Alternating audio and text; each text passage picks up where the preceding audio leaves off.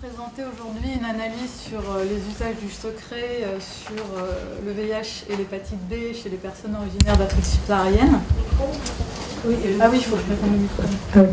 Donc cette étude, elle est réalisée à partir des données de l'enquête quantitative ANRS Parcours.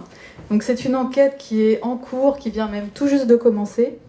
Donc je vais essentiellement vous en présenter le point de départ, l'approche adoptée, ainsi que quelques résultats et des perspectives d'analyse.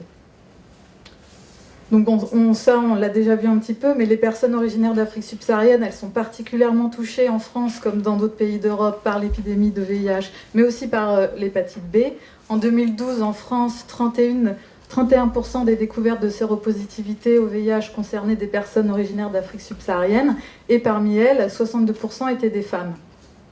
Par ailleurs, parmi toutes les personnes prises en charge pour une hépatite B chronique en France, en 2012 toujours, 40% venaient d'un pays d'Afrique subsaharienne et 59% cette fois étaient des hommes. Le VIH et l'hépatite B ont en commun la plupart de leurs modes de transmission, l'existence d'une longue phase asymptomatique avant la phase d'activation de la maladie. Les traitements sont similaires, par antirétroviraux, sur le long terme. Ce qui distingue ces maladies au niveau social, ce qui distingue a priori ces maladies au niveau social, c'est la stigmatisation qui leur est associée. La stigmatisation associée au VIH, elle est d'ailleurs, on le sait, considérée comme l'un des principaux obstacles au partage du statut infectieux avec le partenaire, avec les proches. Et on peut ainsi supposer que le recours au secret sur l'hépatite B sera moindre que celui sur le VIH.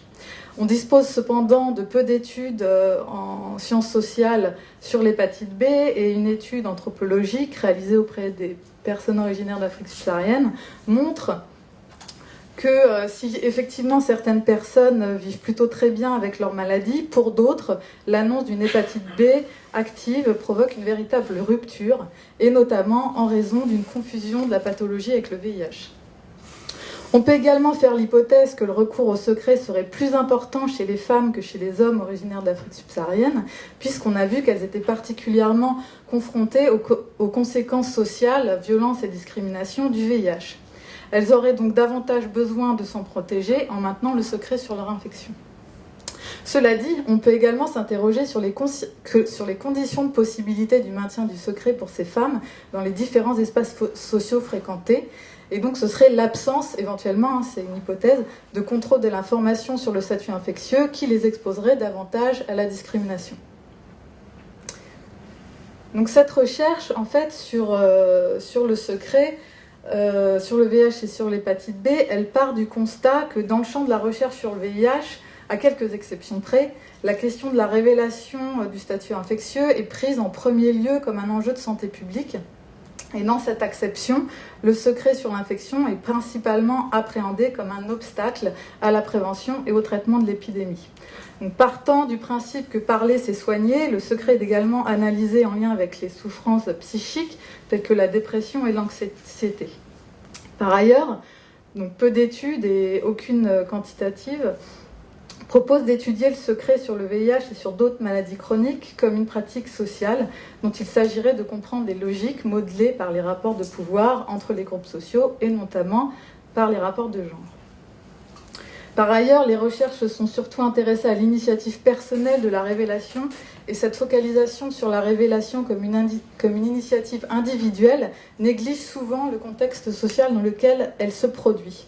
Parce que le secret, que ce soit sur l'avortement, l'homosexualité, sur la maladie sexuellement transmissible, est souvent le reflet d'un consensus normatif sur quelque chose qui ne peut pas être dit, même s'il se pratique, afin de maintenir l'ordre social et notamment l'ordre de genre. Donc le secret, s'il est principalement associé dans les représentations à quelque chose de négatif d'un point de vue moral et social, il est bon de rappeler que son analyse sociologique initiée par Zimmel au début du XXe siècle l'avait présenté comme une pratique essentielle et constitutive de la sociabilité. Donc pour Zimmel, dans la vie, rien n'est complètement transparent et si les interactions sociales nécessitent d'avoir une connaissance sur autrui pour fonctionner, cette connaissance n'a pas besoin d'être totale pour que l'interaction fonctionne. J'ajoute que Janine Pierret a par ailleurs souligné que le secret sur le VIH pouvait constituer une ressource pour les personnes vivant avec le VIH qui souhaitent vivre le plus normalement possible. Le secret devient une limitation seulement pour les personnes, selon elle, qui s'enferment dans un secret qui les isole. Il faut, cela dit, noter que toutes les personnes ne sont pas en mesure de faire du secret une ressource, notamment en raison des signes physiques et des marqueurs sociaux de l'infection, qui sont parfois difficiles à dissimuler et également en raison de l'injonction à dire sa maladie. Alors là, qui est tout un champ de recherche à investir, mais je n'ai pas le temps d'en parler. Ainsi, il est important pour moi d'interroger les conditions de possibilité du dire, mais aussi du taire sa maladie, selon l'appartenance à un groupe social et selon les différents espaces sociaux fréquentés. Donc en ce qui concerne le genre, on peut faire l'hypothèse que les représentations, sans prendre trop de risques, que les représentations du féminin et du masculin et les rôles et les normes différenciées qui leur sont associés vont orienter les usages du secret des hommes et des femmes sur le VIH, mais également sur l'hépatite B. Donc il est possible qu'on observe une logique genrée du secret sur la maladie en raison de la polarisation construite de la parole entre d'un côté les hommes dans l'espace public, de l'autre côté dans les femmes dans l'espace privé, dans le domaine de l'intime. Donc il a d'ailleurs été montré à ce titre, je crois que c'est sur la première enquête sur la sexualité des Français, que les femmes en fait se confient plus sur leur vie sexuelle et affective que les hommes, et que l'écart entre le nombre de confidents entre hommes et femmes est plus important à mesure que l'on monte dans la hiérarchie sociale. Donc on pourrait dire on pourrait penser que dire sa maladie peut être également plus difficile pour un homme, car cela irait à l'encontre des représentations de la masculinité, ne pas montrer ses faiblesses, ne pas se confier. Et le VIH, surtout, mais également l'hépatite B par ailleurs, peut renvoyer, on l'a déjà dit, à des pratiques déviantes pour les personnes atteintes dont les représentations sont genrées. Donc le VIH peut faire figure de stigmate. L'infection à VIH peut faire figure de stigmate lorsqu'elle évoque pour autrui une transgression des normes de genre, et notamment celle de vertu sexuelle assignée aux femmes. Donc, sur ce sujet, Irène Théry avait montré que l'annonce du diagnostic de séropositivité au VIH se traduit chez les femmes par une image de soi dégradée, impliquant l'idée de souillure. Cette notion de souillure qui renvoie à l'image de la femme séropositive comme une femme ayant une sexualité multiple, abondante, et qui se présente comme une traduction de la stigmatisation de la sexualité féminine. L'hépatite B chronique, comme les maladies du foie, peut renvoyer à la consommation d'alcool, et une étude a montré que les femmes peuvent avoir des difficultés à dire qu'elles ont une hépatite B par crainte d'être perçues comme des personnes alcooliques. Donc il faut ici ajouter, alors je m'excuse parce que ça va être très très court alors que c'est très important, que le cas spécifique des immigrantes et immigrants subsahariens, dans ce cas spécifique, le maintien du secret sur le VIH va être également modulé, et certainement différemment pour les hommes et pour les femmes, par les conditions de la migration, par le statut d'immigré. Donc toute mention à la maladie, qui plus est au VIH, peut mettre en péril l'ancrage social de l'individu en France et dans son pays d'origine.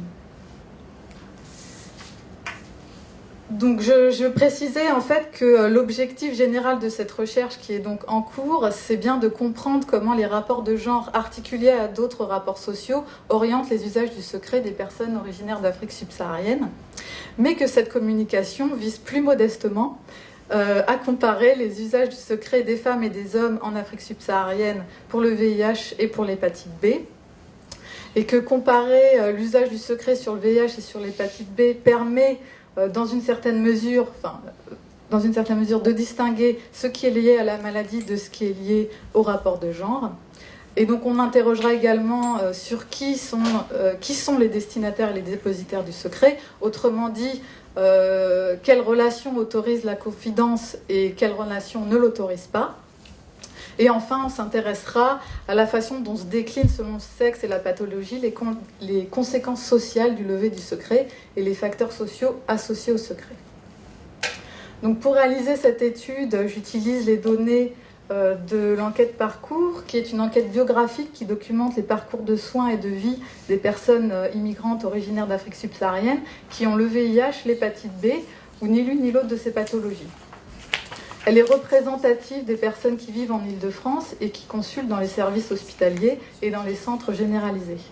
Donc c'est une enquête récente qui a été réalisée entre 2012 et 2013, dont les objectifs principaux sont de comprendre ce qui peut augmenter le risque d'infection par le VIH, ce qui peut retarder l'entrée dans le système de soins et ce qui complique la vie avec l'infection. Donc cette enquête biographique, elle a permis de collecter des informations détaillées sur l'histoire des migrations, l'histoire conjugale et familiale, l'histoire professionnelle, le statut administratif depuis l'arrivée en France, l'histoire du dépistage, des hospitalisations. Donc ces données, en fait, qui sont extrêmement riches, elles sont collectées sur toute la vie de l'individu jusqu'au moment de l'enquête. Et l'enquête comporte également des informations détaillées sur la révélation sur le VIH et sur l'hépatite B aux partenaires et aux proches, et sur leur réaction suite à l'annonce. Voilà. Donc, alors là, je vais passer très rapidement sur la population d'études. C'est juste pour vous donner quelques idées de cadrage, je vous laisse regarder. Alors peut-être que ce qui est intéressant par rapport à ce qu'on a dit tout à l'heure avec Charlotte Pézeril, c'est qu'effectivement les femmes qui ont VIH sont moins nombreuses que l'ensemble des 3 autres groupes à avoir un partenaire depuis plus d'1 an. Ça va un peu dans le même sens. Voilà.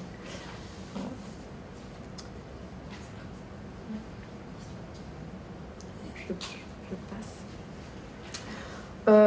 Donc on va disposer en effet d'informations sur l'ensemble des personnes au courant. Enfin, il y a énormément d'informations sur cette question-là dans l'enquête, mais je vais me concentrer uniquement sur l'ensemble des personnes au courant du statut VIH ou de l'hépatite B de la personne enquêtée en France et dans le pays d'origine. Donc c'est-à-dire les conjoints, l'ensemble des membres de la famille, les amis, les associations, au moment de l'enquête.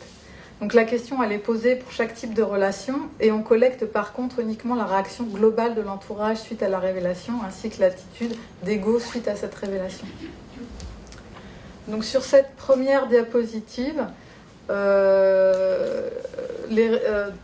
sont indiqués les pourcentages de personnes selon la pathologie et selon le sexe qui déclarent que personne, en dehors du personnel soignant, n'est au courant qu'ils ont le VIH ou l'hépatite B, c'est-à-dire même pas un travailleur social ou quelqu'un d'une association, personne.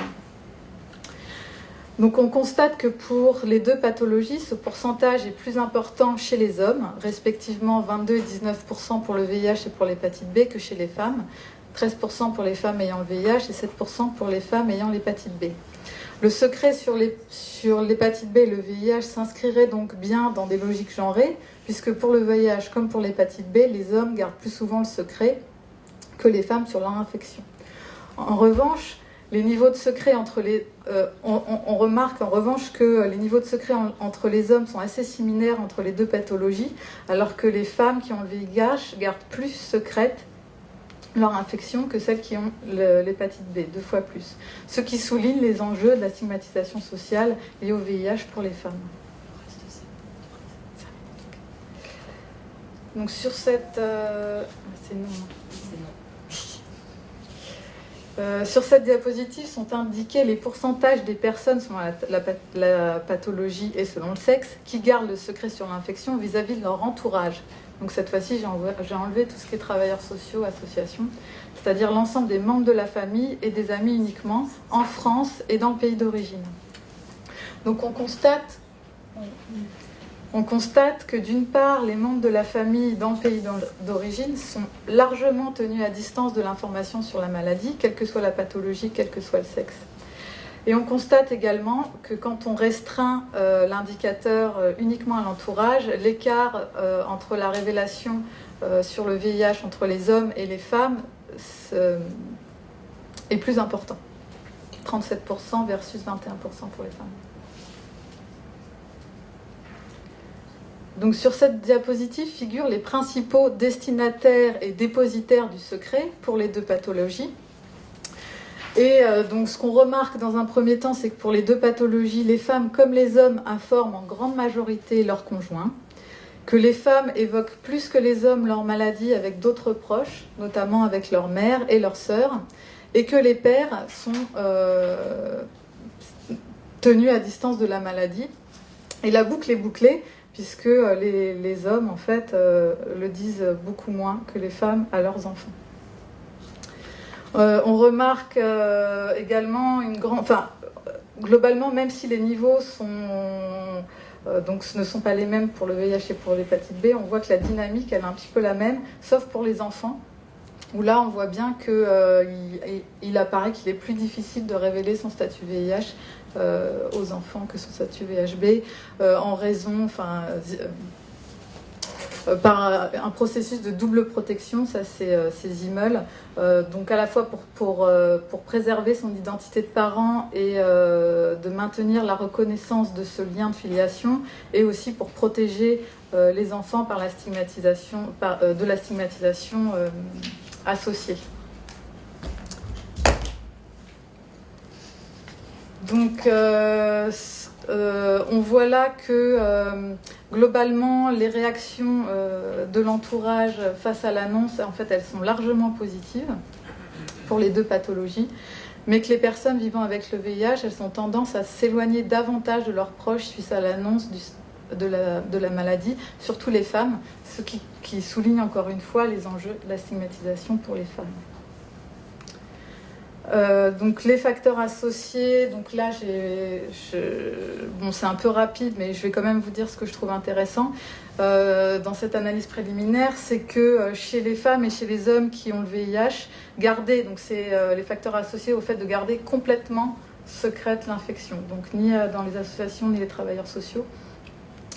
Ce qui est intéressant, donc, c'est que les hommes et les femmes qui ont le VIH, garder complètement le secret sur l'infection, semblent être dissociés, à la différence des personnes qui ont le VHB, du réseau social en France, donc des personnes avec qui on peut partager du temps, une bonne nouvelle, ces personnes avec qui on peut compter, et aussi des conditions de vie et des conditions de précarité, puisqu'on voit que pour les personnes qui ont le VIH, en fait, finalement, n'avoir personne à qui le dire, c'est n'avoir...